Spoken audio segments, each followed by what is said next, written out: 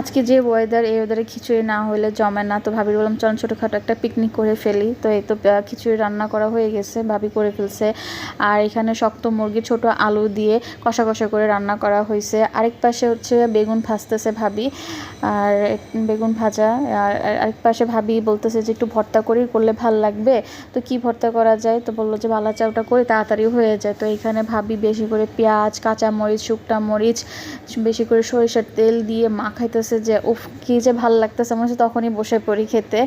তো এই ভাবি মাখাচ্ছে, মাখানোর পর আমরা টেবিলে নিয়ে আসি। আর এই তো নিয়ে আসা হয়েছে, তারপর খিচুড়ি, তারপর বেগুন ভাজা। আর এখানে হচ্ছে শক্ত মুরগিটা নিয়ে আসছি, আমরা পাতিল সহই নিয়ে আসছি, সার্ভ করা হয়নি প্লেটে। আর এখানে ছোট আলুগুলোকে ছোট করে কেটে কেটে ভাজা করা হয়েছে, আর ডিম ভুনা, এই দুটো আগেই করে ফেলছিলাম। আর এই তো বেগুন ভাজি, খিচুড়ি আর বালা চাও। সো এই তো আমরা এখন সবাই বসে পড়বো খেতে। আমি বসে পড়ছি, আমি প্লেটে সব কিছু একটু একটু করে নিয়ে সাজিয়ে তারপরে খাচ্ছি। আলহামদুলিল্লাহ অনেক মজা হয়েছে, অনেক মজা হয়েছে। খাচ্ছি আর ভাবিদেরকে বলতেছি ভাবি আসলে খুব মজা হয়েছে।